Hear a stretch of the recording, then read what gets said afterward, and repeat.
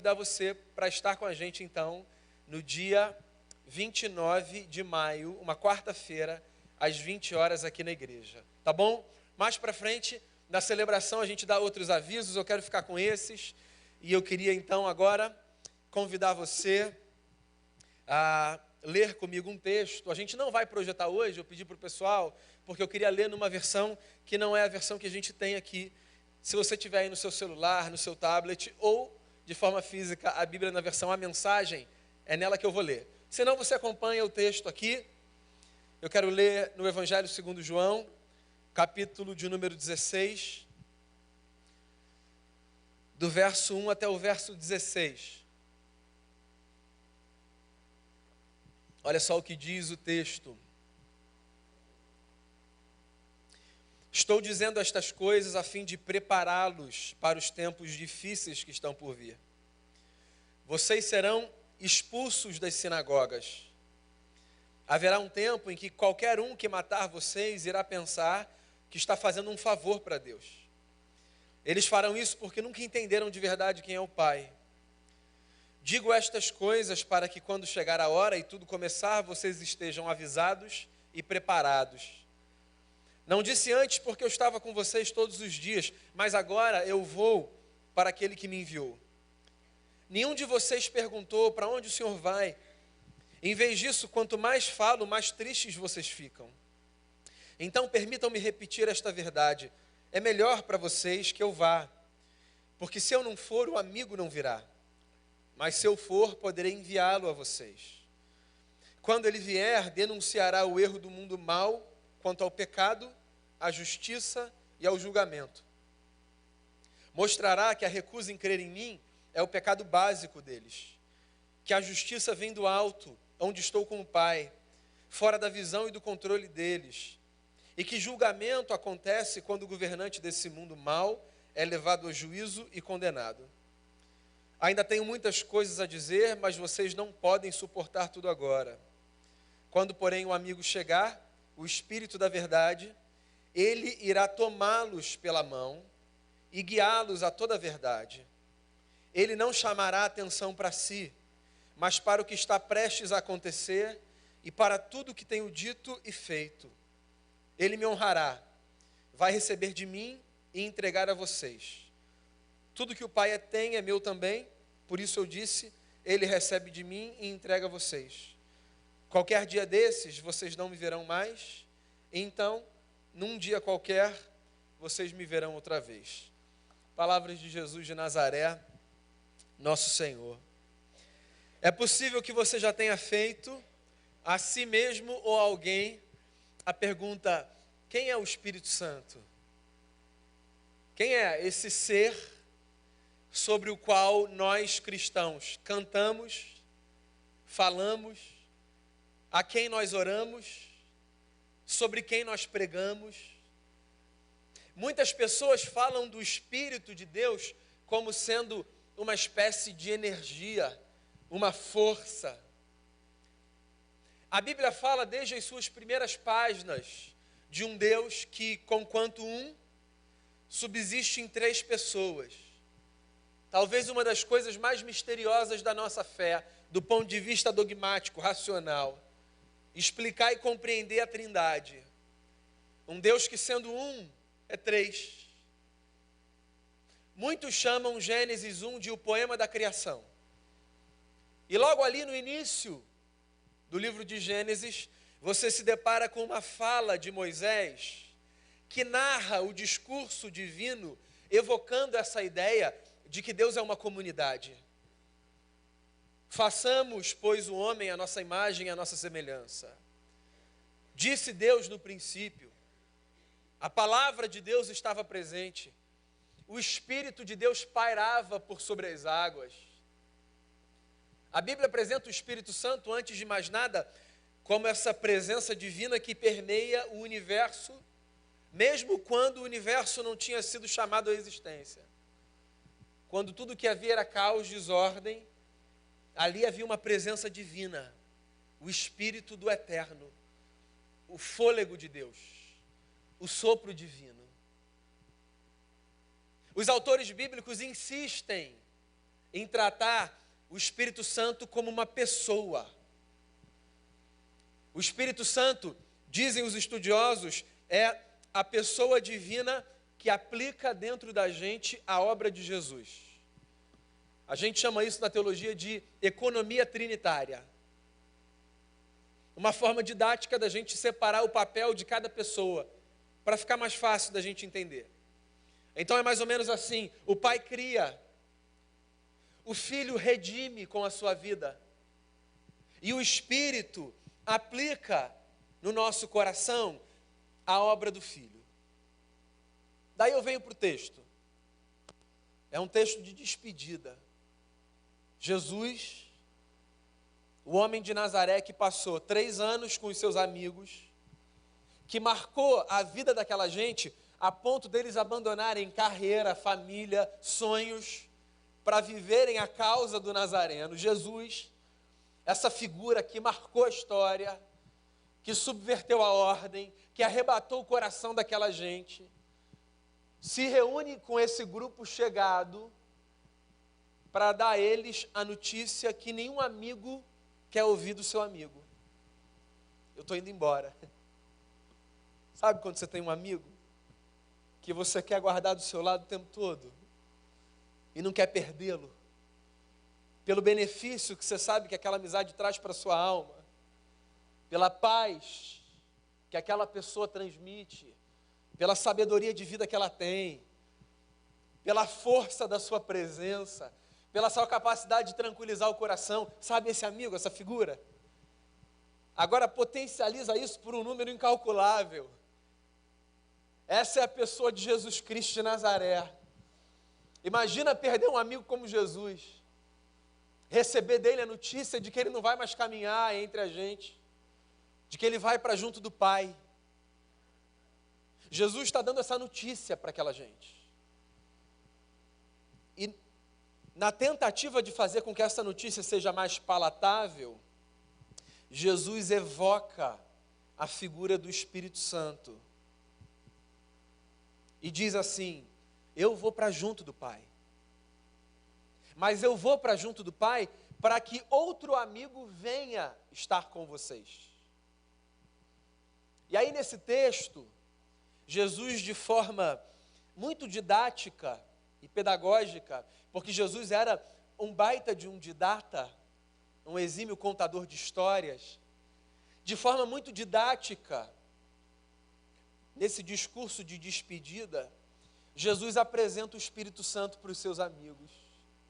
E talvez com essa apresentação, Jesus responda a nossa pergunta: quem é o Espírito Santo? Por que a gente começa uma celebração, como a gente começou hoje, cantando: Santo Espírito, és bem-vindo aqui, vem inundar e encher esse lugar.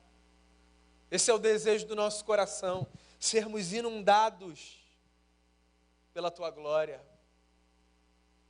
Jesus elenca aqui algumas características dessa pessoa divina, intangível, mas real, que não pode ser vista, mas que pode ser sentida, ainda que isso seja difícil de se explicar. Jesus começa dizendo que o Espírito Santo é o outro Consolador. Deixa eu fazer uma propaganda aqui. Hoje de manhã a gente começou uma série mais bacana, eu disse a vocês, do que Game of Thrones. Uma série no livro de Ruth. Forcei? Forcei não, minha mulher está aqui e vai falar que é mais legal sim. Primeiro capítulo de Ruth, do livro, é a lembrança de que a nossa história é marcada por muita dor, certo? O mundo é palco de sofrimento. A gente, inclusive, tenta ver uma perspectiva positiva no sofrimento.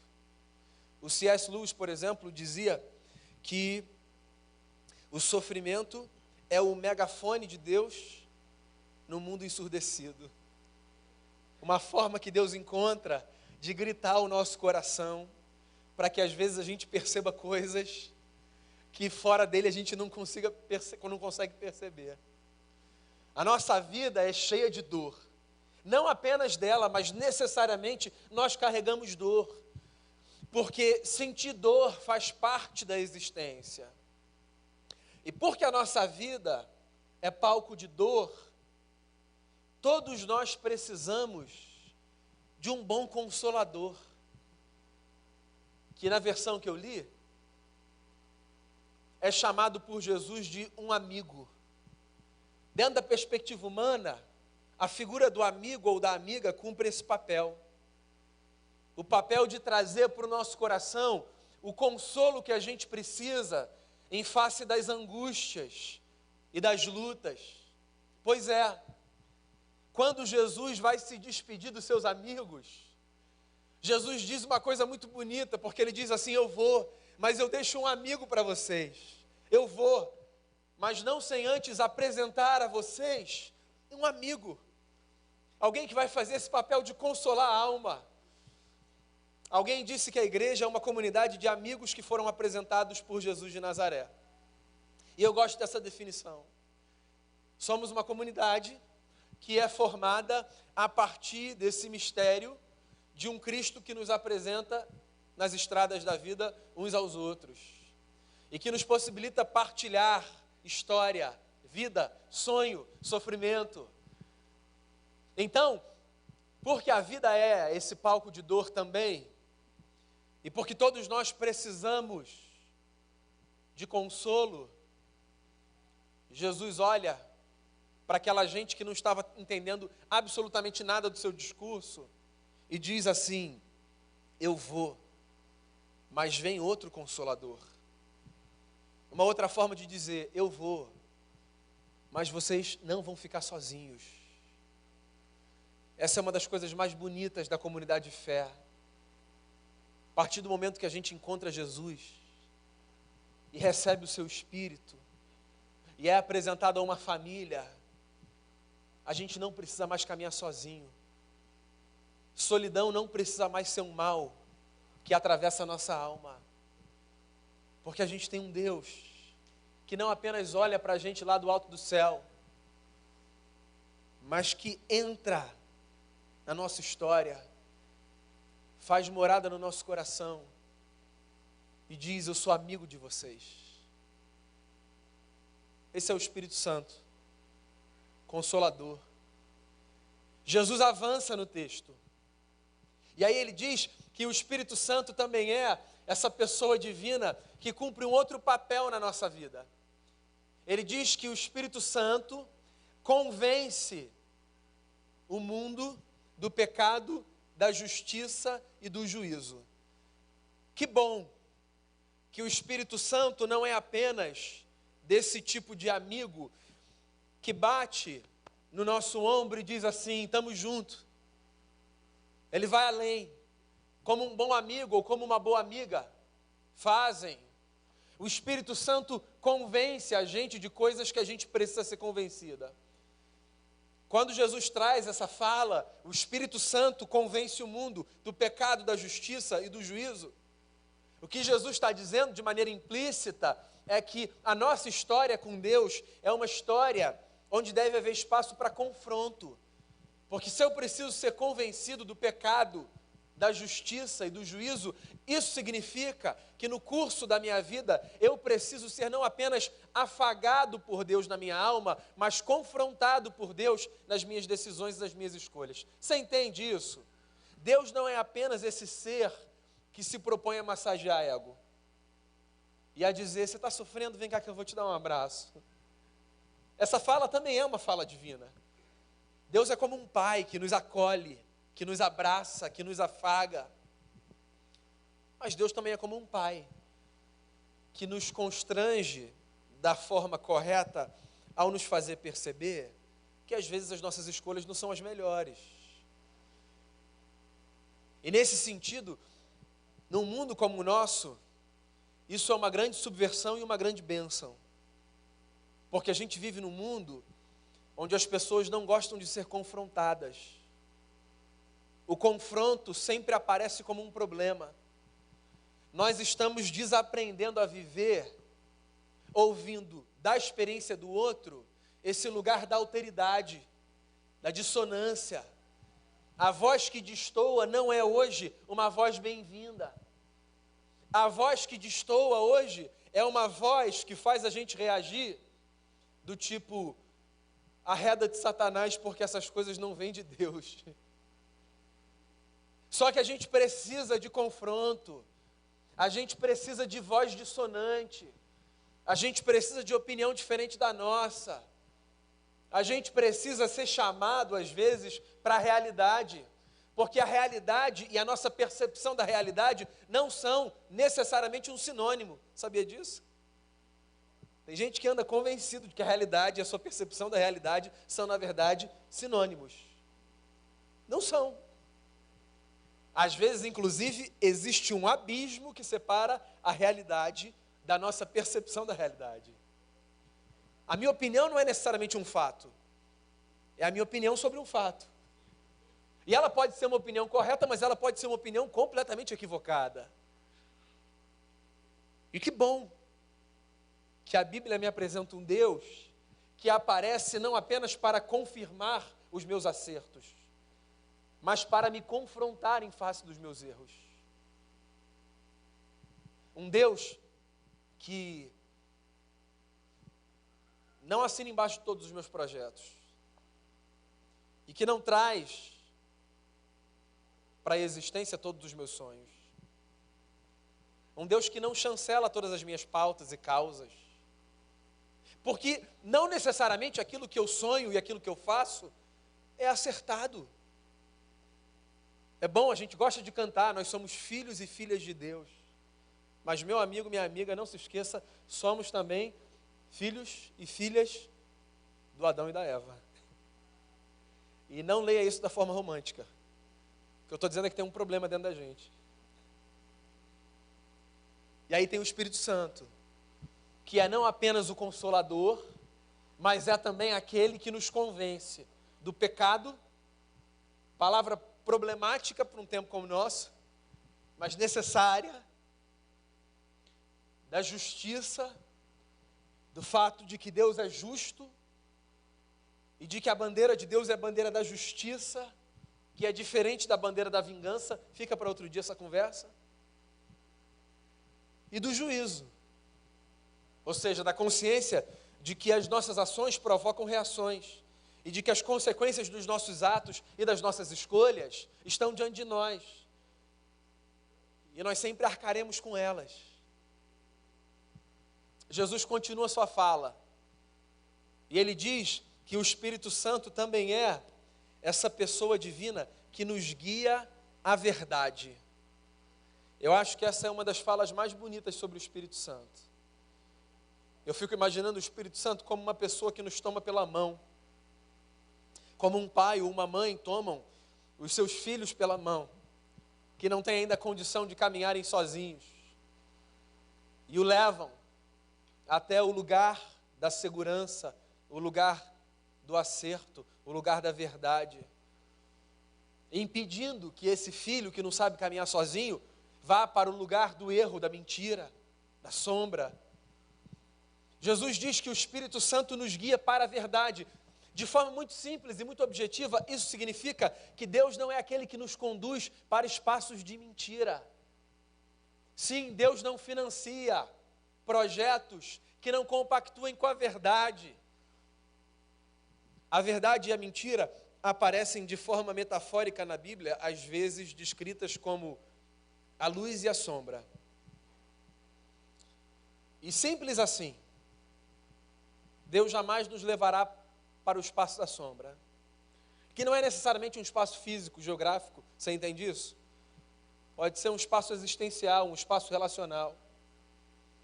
Ou seja, se na minha vida eu tomo decisões que me coloquem num lugar de ter que me proteger, de ter que esconder, de ter que fugir, de ter que camuflar, é possível que eu não esteja me conduzindo para esse lugar da verdade. Porque o lugar da verdade é o lugar que pode ser acessado pela luz do sol, que não precisa da sombra, do escuro. A verdade. Por sinal, a gente precisa falar sobre a verdade. A verdade tem sido anunciada, num tempo como o nosso, como um conceito. A verdade para a gente é dogmática. A verdade para a gente pode ser escrita. A verdade para a gente é um conjunto de regras, de dogmas, de sistemas. E esse negócio é muito esquisito. Não que a gente vá fugir desse negócio por completo, mas na Bíblia a verdade é uma pessoa com quem a gente se relaciona. Ser conduzido para a verdade não significa ser levado a uma compreensão correta do mundo, você entende isso? Ser conduzido para a verdade significa ser aproximado de uma pessoa. Pois é, tem muita gente que tem leitura perfeita sobre céu, sobre terra, sobre inferno, sobre vida, sobre morte. Tem muita gente que sabe qualquer catecismo de cor e salteado, pode citar qualquer versículo da Bíblia, mas nunca foi conduzido à verdade, porque a verdade não é um sistema de pensamento, a verdade é uma pessoa que toma forma na história. Jesus de Nazaré tem nome, tem pai, tem mãe, morreu, ressuscitou, deixou o seu espírito para a gente. A verdade é isso, essa pessoa santa, de quem a gente se aproxima, na profundidade da alma, essa pessoa que é maior do que a gente, que não cabe na nossa razão, que passa por ali, mas não cabe ali. Deus é maior do que a gente pode explicar. Os teólogos medievais diziam isso. A teologia é sempre uma grande ousadia, porque o finito nunca vai conseguir compreender o infinito. Deus é um grande mistério. Na Bíblia, tem uma história bonita de um homem chamado Moisés, que num dia para numa pedra e diz assim: Deus, eu só saio daqui se o Senhor me mostrar a face do Senhor. Que ousadia, né? Se o Senhor não me mostrar a face, eu não saio. Agora é assim. Daí Deus olha para Moisés e diz o seguinte: Moisés, eu vou passar a minha bondade diante de você. E quando eu passar a minha bondade diante de você, você vai me ver. Eu não sei se você consegue entender o que está em jogo aí. O que está em jogo é o seguinte: Moisés, de forma muito legítima, está pedindo para Deus que dê a ele condição de se apropriar um pouco mais dessa missão, o que passaria por ter um pouquinho mais de controle sobre quem Deus é, para que ele se sinta seguro. A gente tem segurança quando a gente tem controle sobre as coisas. Se eu sei um negócio, se eu sei como funciona, se eu sei como fazer, eu me sinto mais seguro. Na vida com Deus a gente também pede isso, talvez não com essas palavras. As nossas orações às vezes revelam isso. A gente quer detalhe, a gente quer saber como Deus vai agir, onde Ele vai aparecer, de que forma vai ser. E aí, na história, Deus deixa muito claro para Moisés que esse negócio de tentar capturá-lo é um projeto louco. Porque, na verdade, de Deus a gente só vê as pegadas depois que Ele passa. E ou a gente se contenta com isso, ou a gente vai correr atrás de um negócio que a gente nunca vai conseguir capturar. A verdade é uma pessoa que entra na nossa vida, mas que não é aprisionada pela gente. Deus não cabe no nosso bolso, mas o mistério é que Ele resolveu morar no nosso coração. E quem trouxe Ele para cá, ou quem leva a gente para lá, todas as vezes que a gente tem a sensação de que os céus e a terra se beijaram, é essa pessoa divina chamada Espírito Santo, que nos guia a verdade. Espírito Santo, nosso amigo e consolador. Espírito Santo, aquele que nos guia a verdade. Espírito Santo, aquele que nos confronta. E Espírito Santo, aquele que dá testemunho de Jesus. Essa é uma coisa muito bonita na Trindade. Ninguém disputa a glória. O Filho honra o Pai honra o Filho. O Filho honra o Espírito, o Pai honra o Espírito. O Espírito honra o Pai, o Espírito honra o Filho. Leonardo Boff disse que a Trindade é um modelo para a nossa sociedade, ou deveria ser. Imagina se a gente vivesse uma comunidade de honra mútua, onde a gente não disputa, mas onde a gente cede, onde a gente diz, deixa eu servir você. A comunidade divina é assim. O Espírito está o tempo todo apontando para Jesus. O Espírito Santo não é essa força divina que me faz agir como um louco no meio de um culto, de uma celebração, só para que no meio de uma gente eu deixe claro para todo mundo que eu sou mais especial do que os outros. O Espírito Santo não é o sujeito da balbúrdia que faz a gente perder controle. O Espírito Santo é essa pessoa divina que aponta para Jesus e que trabalha na nossa vida para que as pessoas vejam Jesus e que não fala nada diferente do que Jesus falou, falaria, porque o Espírito existe para honrar o Filho. O que me faz acreditar que se eu começo uma celebração dizendo Santo Espírito, és bem-vindo aqui, o que eu estou pedindo é, Santo Espírito, faça de mim alguém mais parecido com Jesus. E eu quero chamar você para essa oração nesse momento. Eu não sei se isso vai responder por completo a sua pergunta, quem é o Espírito Santo? Mas aí tem uns passos pelos quais você pode caminhar. Há consolo para você, porque Deus é seu amigo. Há confronto para você, porque Deus é seu amigo. Não há espaço para mentira, porque Ele nos guia à verdade. E tudo que Ele faz, e tudo que Ele fizer, e tudo que Ele já fez, tem a ver com um projeto. O de fazer com que eu e você tenhamos a cara de Jesus. Queria orar com você e nesse momento chamar já aqui os meus irmãos presbíteros dessa casa. Damião, Rafa, Diego, os diáconos que nos auxiliarão.